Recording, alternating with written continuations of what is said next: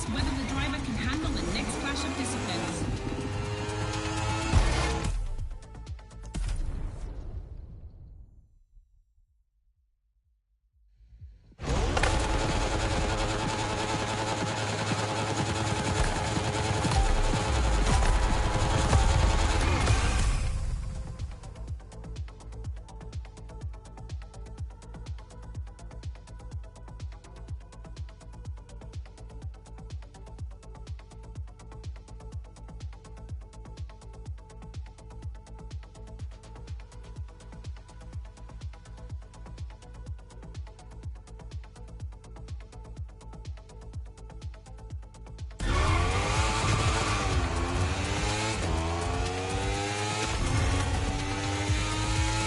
Boys and girls, this event can seem simple, but it's crucial for our driver.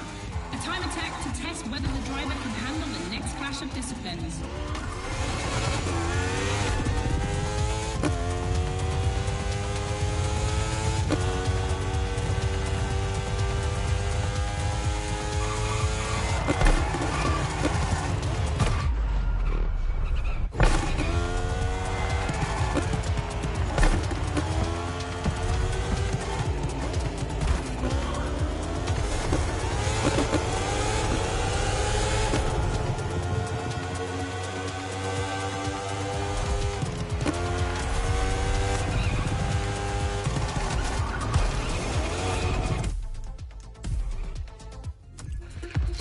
Let's get back to MOTORFEST, the podcast.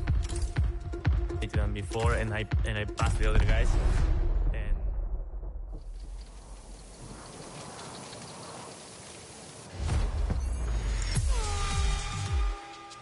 back to the podcast studio.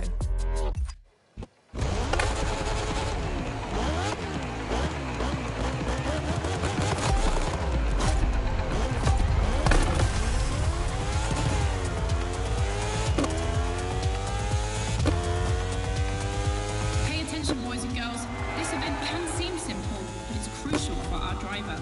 A time attack to test whether the driver can handle the next clash of disciplines.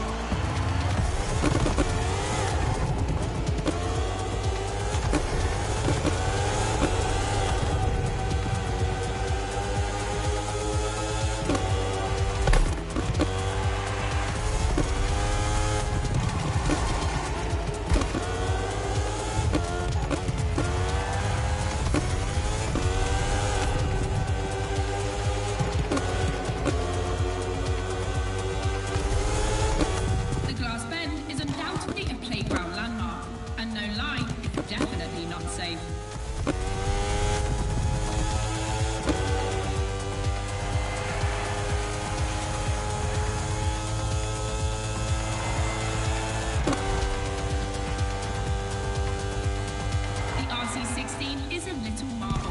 We had to wait until 2017 to see the RB KTM factory join the competition.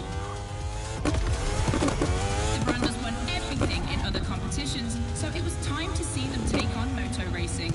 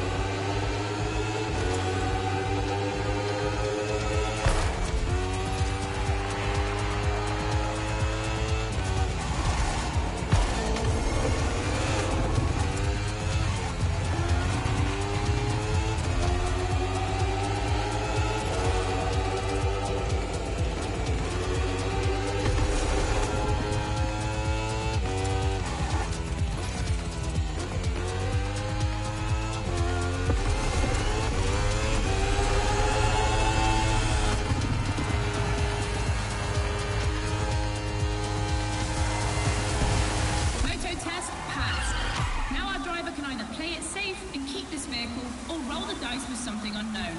It's an agonizing decision.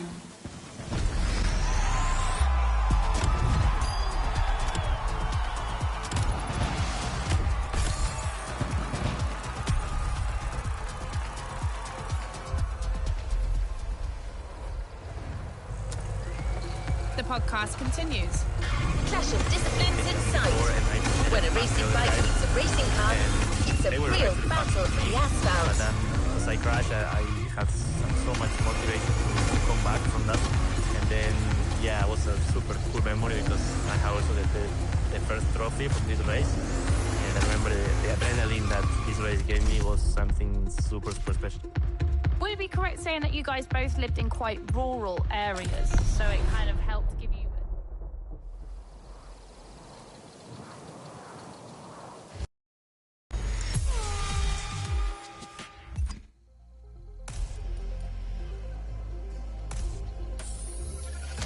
Ferrari meets Red Bull.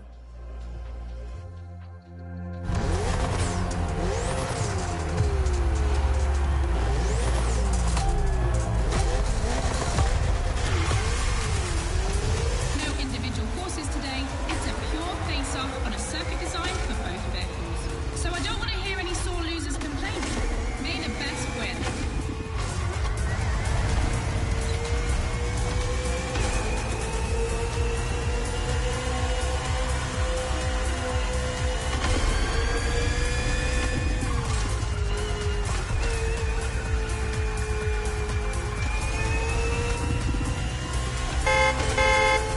On track this evening, the KTM RC16 takes on the Ferrari 488 GT3.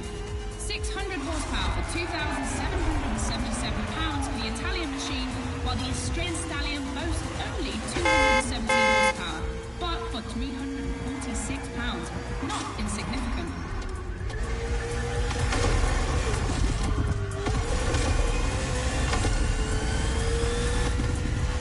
The car and the bike can both turn well at speed, but it's the exit of the turn and the entry into the next one that will be decisive.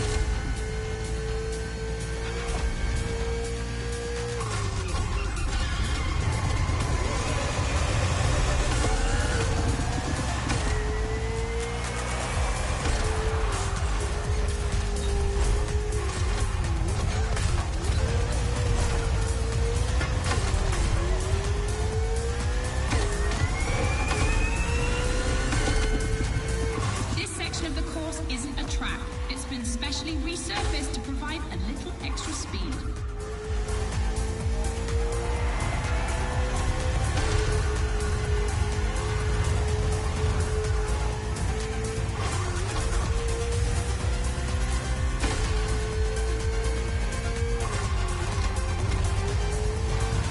Look at the volcano smoke, so cool.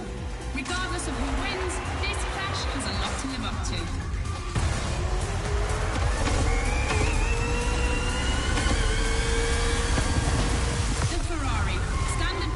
Racing cars has just put an end to the discussion.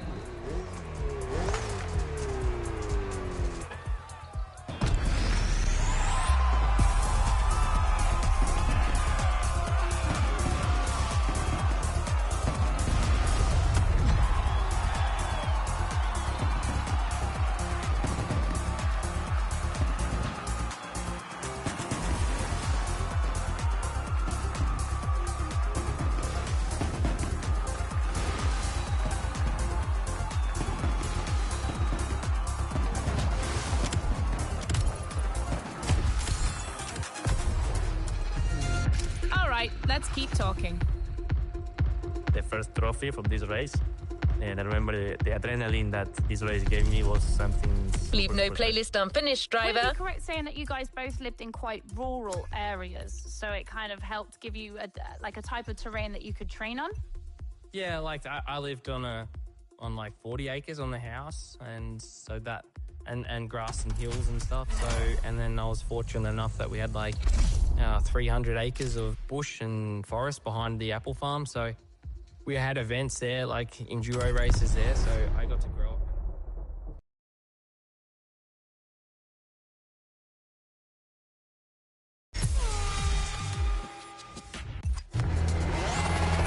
Drivers are focused. The start is imminent.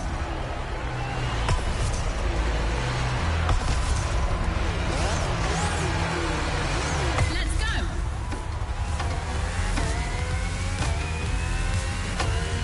A full AGP race, using boosts in the right place at the right time, will be decisive.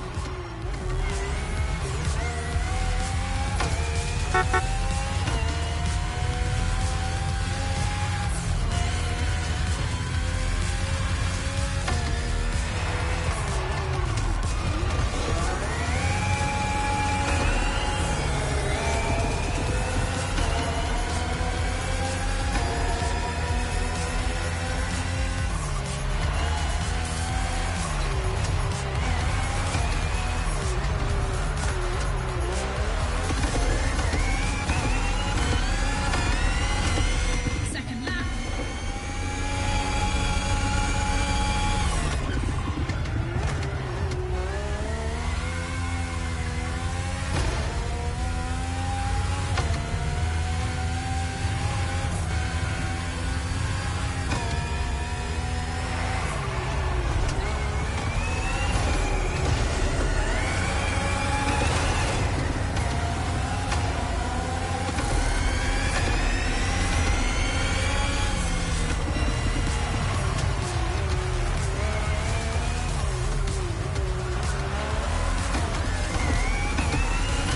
It's raining.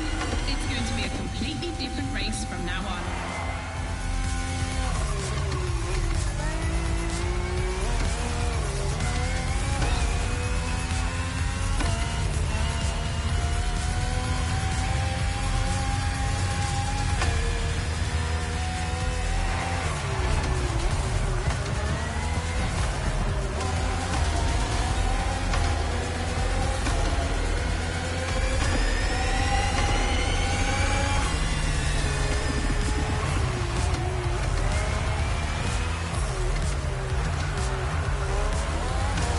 The AGP Museum is on this circuit. 4 generations, RB 13, 14, 18 and 20. 7 years of evolution from Renault to Honda engines. Between them, these 4 account for more than 70 podiums.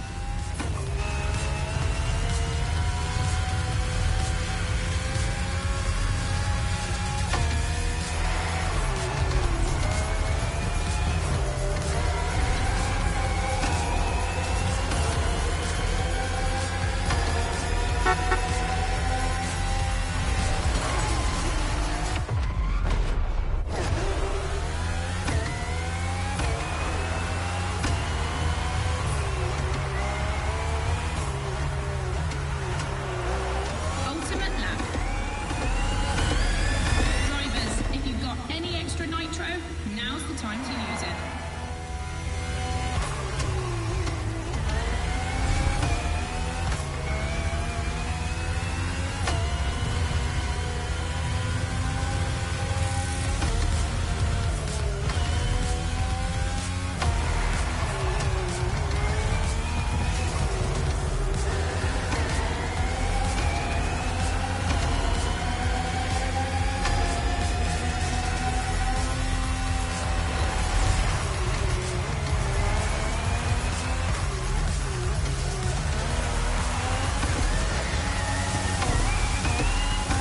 Superb victory. Proof that RB AGP just keeps getting better and better.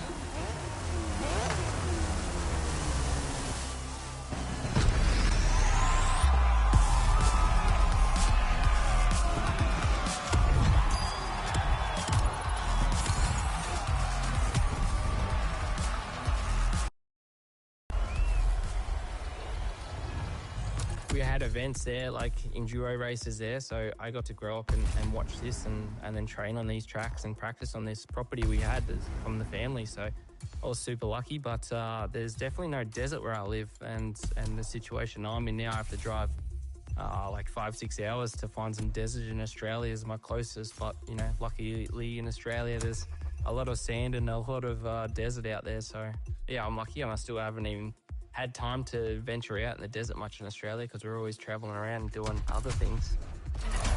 Can you describe to me your bike? I mean, what does it look like? What does it sound like? What's unique?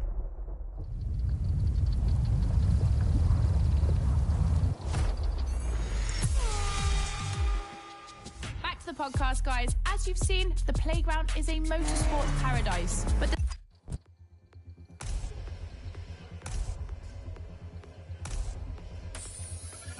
This is the second time that Red Bull is loaning you the RB20. You'll start to make a Dutchman jealous.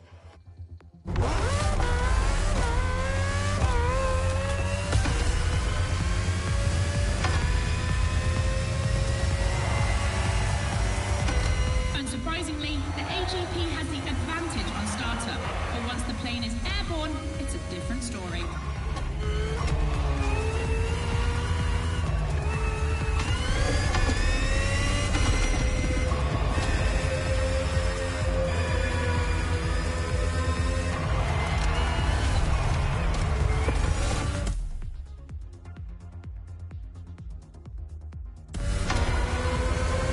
If you're a Red Bull addict, you'll probably know that this isn't the first time an AGP and a plane have been put on the same grid. Last time, it was in a straight line in a drag race.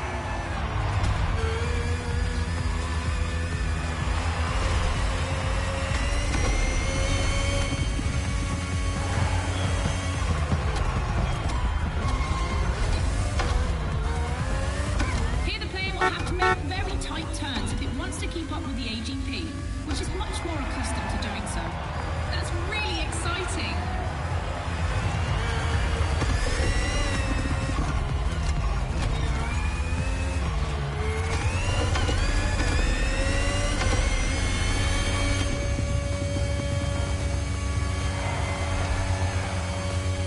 We entered the second lap.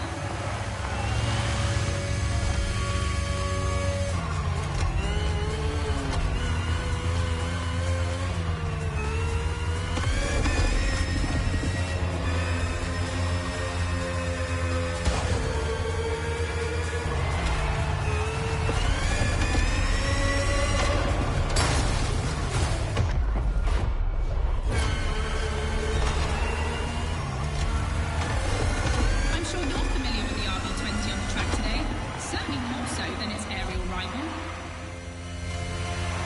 Stressed for 10G and capable of reaching 975 meters per minute, its size makes it the perfect aerobatic aircraft. Let's hope our pilot will give it a taste.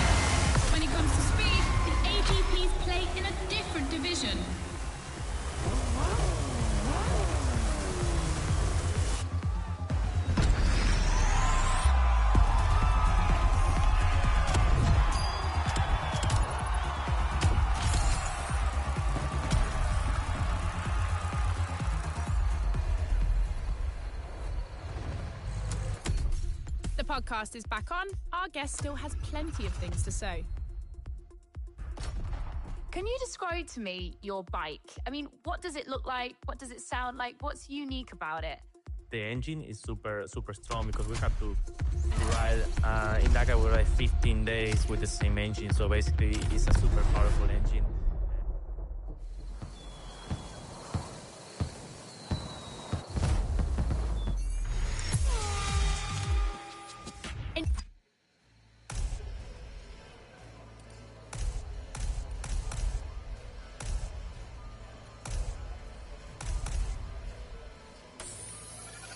The Ford Fiesta replaced another Ford at short notice. The Puma missed weight.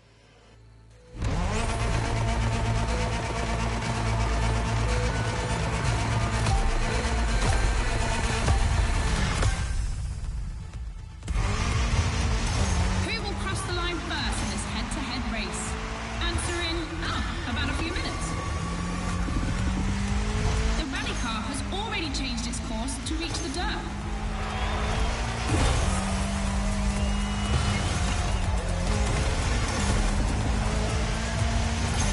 Each vehicle has its own special route designed to match its strengths.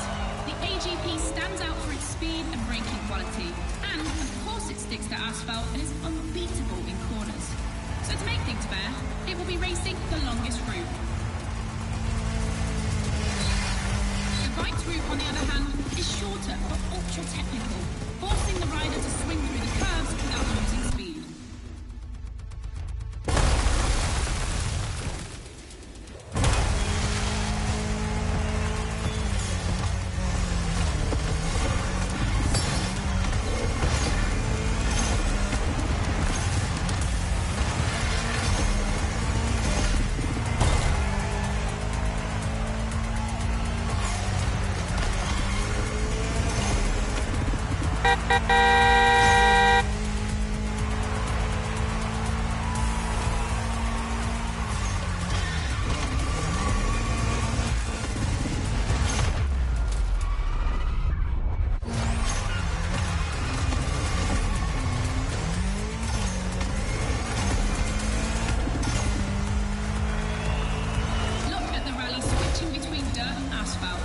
Its strength.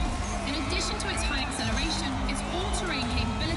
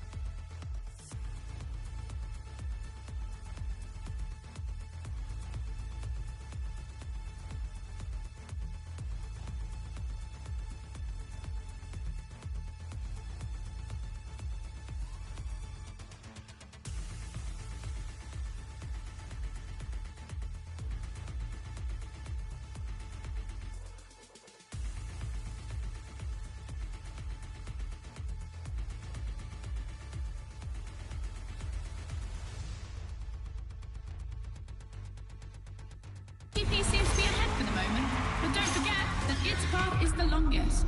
Everything can still change.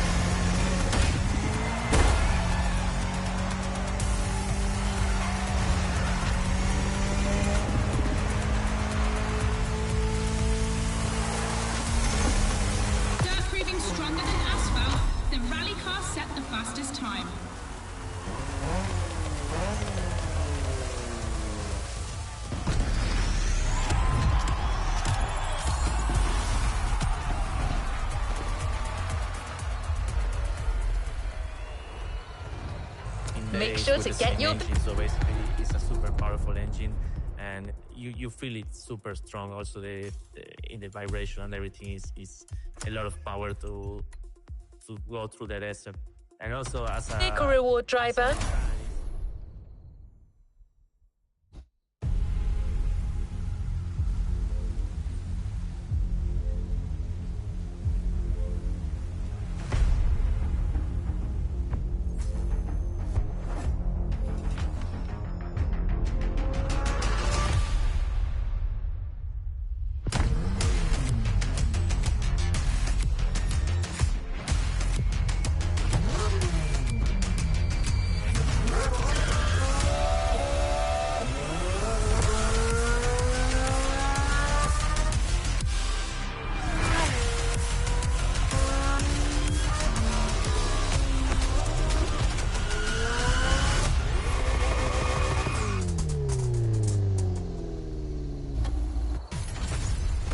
To our podcast.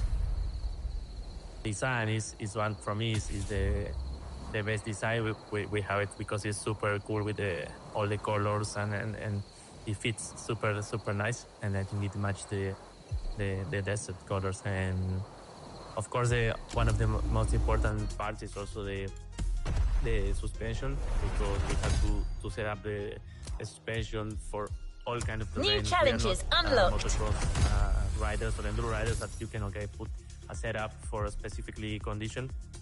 We had to set up the bike for dunes, rocks, vegetation, mud, piste, fast, slow. So it's many different terrains. So you have to be super precise on the suspension. That is one of the most important parts of the bike. And Daniel, what if you were to describe your bike to somebody, what would you say? We'll start off with the exhaust pipe, because that's what's getting the most beaten up all day. Is the throttle's stuck on pretty much all day through the desert, and it's just popping through the dunes, barking through the dunes like an angry dog. So it's really cool. It's a straight through exhaust. It's not like your normal motocross bike where the exhaust comes sort of across the middle of the bike. This one goes under the frame and then down low and then comes up and hangs out the back right near the rear fuel tank. So it's straight through. There's no baffles in there, no filters. It's just straight loud noise. So that's really cool. But yeah, we have one other thing that's with our bike that's pretty easy to see that's different to any other motorbike is the navigation tower on the front. Now we have a digital roadbook on the front, so that's how we navigate through the desert. And it's like a windshield on the front, like a MotoGP bike. It's like a windbreak for us, so it throws the air over our helmet when we're riding fast and helps our body weight as well, so we're not getting pushed back by the wind. I think that's one of the most impressive things. You know, I went to the Dakar and we were in the bivouac, and this was like probably 2-3 years ago now. And I could not believe that they had like manual road like maps. So it was like giving the instructions of where you had to go, but it was on like a roll of paper or something. And I was watching the guys do that, and it was one of the most impressive things that this was kind of like a manual road map, right, a road book as to where you were going. Yeah, so that's this year they've just changed the system. So now for us riders, it's gone to the digital, and before was the paper. So we just got a big paper scroll in the morning, and yeah, we had to shove this in the front of the bike. Can you explain it for someone who would be riding your bike in the game, like just how difficult is it when you're following the pace notes, you're trying to find your waypoint, it might be getting dark by this point. Like, what's that like as a rider when you're getting so far into the rally and you maybe lose your way for a second? If you see the darkness, it's like, you know, you're having a bad day because you shouldn't be finishing the stage in the dark, and you've probably got lost for a fair way. So it's like, me and Luciano have both opened a Dakar stage, so to open all the vehicles out in the day and there's no lines in front and everyone's pretty much counting on you to make that right perfect line in the sand dune so everyone can follow and it's easy navigation. So there's a lot of pressure, and also you've got to ride as fast as you can as well. But one thing I like to explain to people, like, so they could see from our eyes, is like, imagine yourself going to work, all the traffic is like, it's full gas traffic everywhere, and like the world freezes, but you have to race through the traffic as fast as you can to get to work and navigate, like on a scooter, say, or something like that. Like, go as fast as you can with no rules. There's no speed cameras, there's no red light cameras, the world's frozen. You just go as fast as you can and get to your work.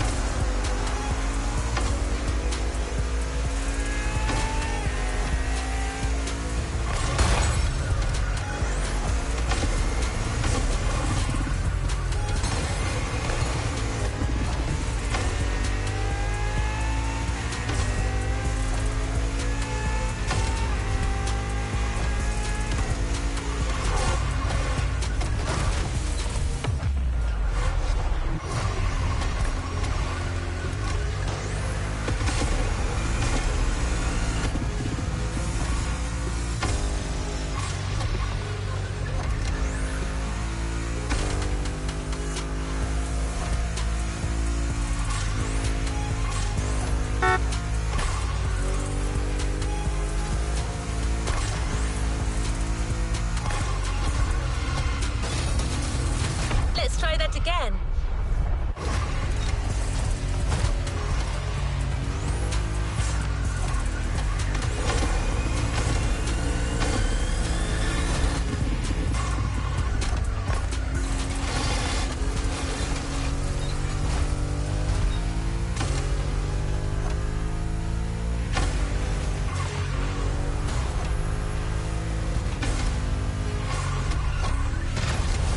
Be kind, rewind.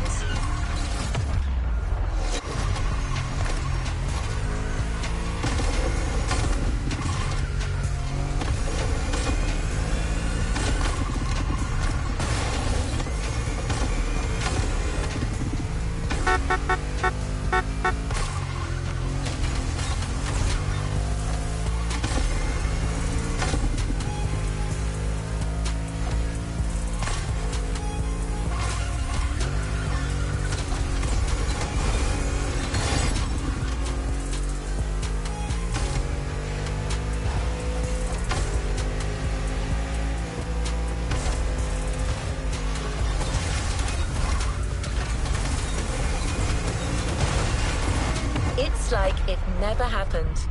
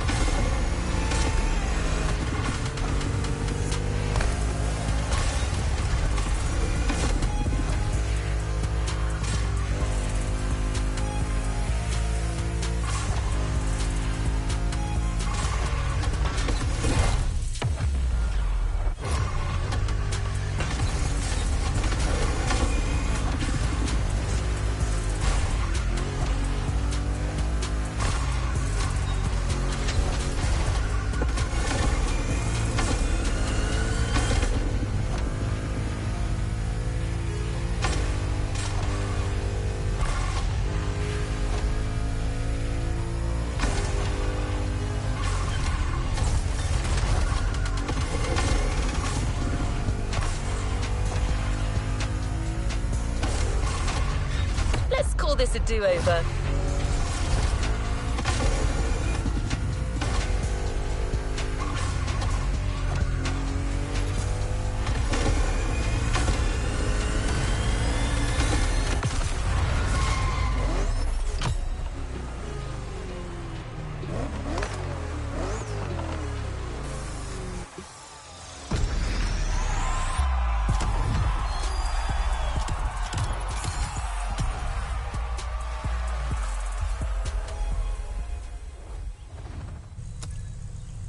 To our podcast.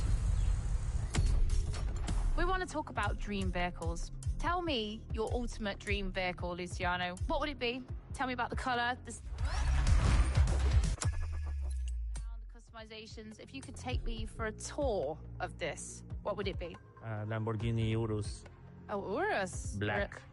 Yeah? Yeah, full black. All black. I was black. Oh, you'd have been so jealous. I was with Lamborghini last weekend. We were taking the new V12, the Revuelto, out for a nice drive round Tuscany. So I did. Nice. You're a Lamborghini guy. That makes sense. Yeah, Lamborghini guy. He likes 100%. a black. So he's like a black on black Urus. Super All stealth. black. All black. Yeah. All black. You would go for the Performante, of course? Yeah. Of Okay, course. great. Daniel, what's your dream vehicle?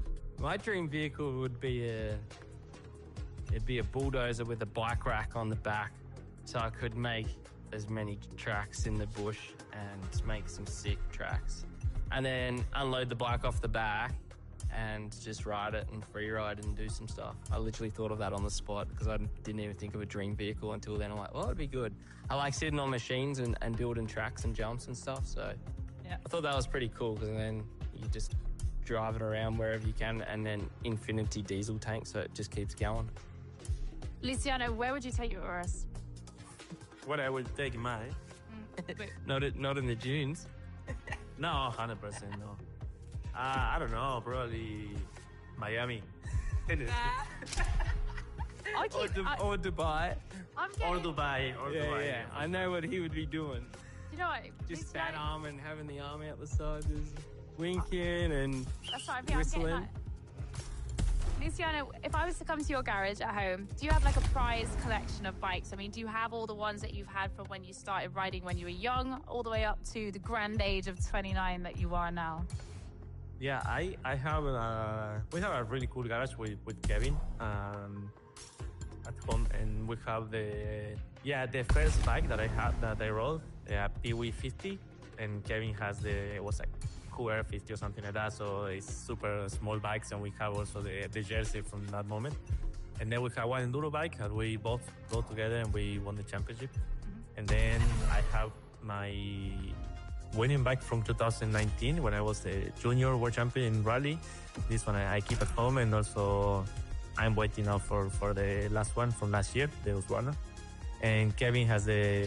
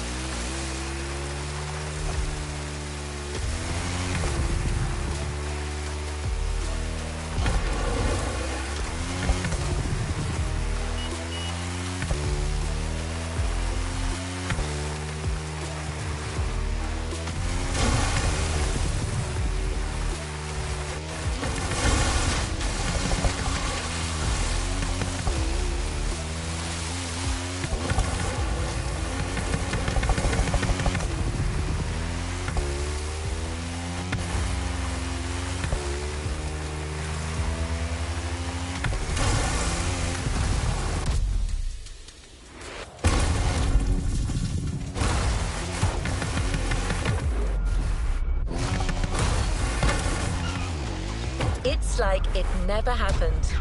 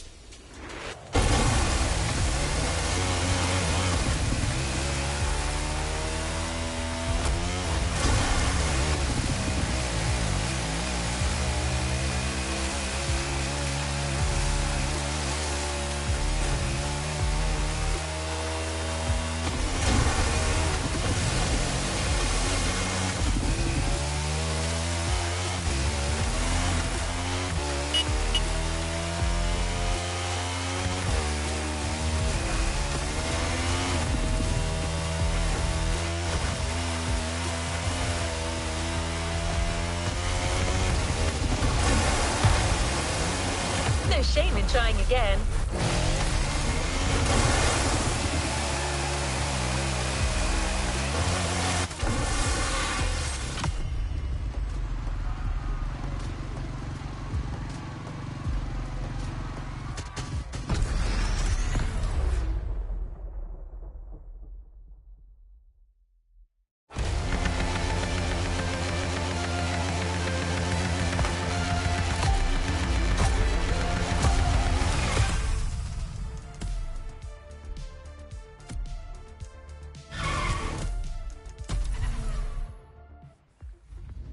Back to the interview. My winning bike from 2019 when I was the junior world champion in rally. This one I keep at home, and also I'm waiting now for the last one from last year, the Husqvarna. And Kevin has the Dakar bike from 2023, and yeah, I hope it's coming a few more. And Daniel, if I was to take a wander into your garage on the app, like wherever you are in Australia, what would I find? A lot of everything. There's definitely a championship bikes. Luckily, I purchased when I won them. It was a pretty cool moment winning the first Australian outright championship on the 300 KTM two-stroke. So that's one of my favourite bikes of all time, really. And then the second one I've got there is Husqvarna 501, which I won the International 6-day Enduro outright on too. So that was one I definitely had to grab and not let the team sell. And I bought that as well. So I've pretty much got all my savings in motorbikes just for trophies. And yeah, I built up another really cool gas bike.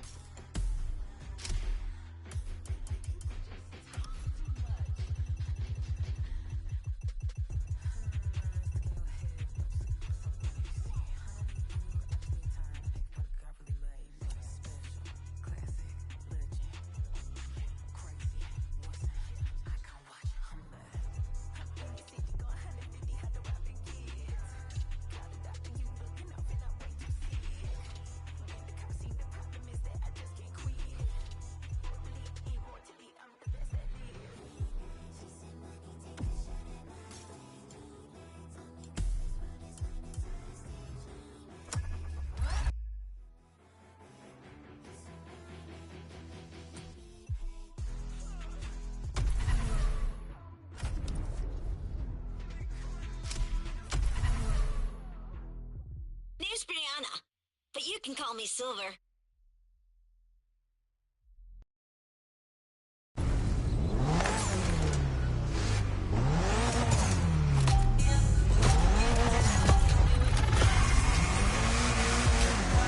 You new to MOTORFEst?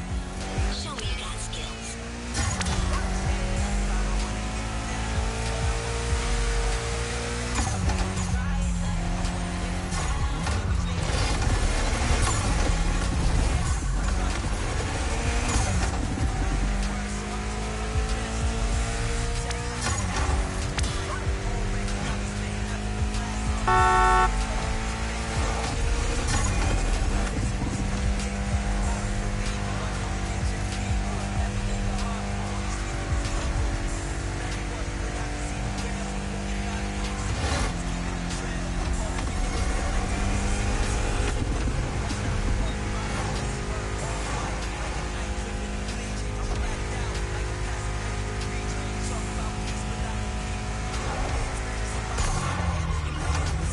No shame in trying again.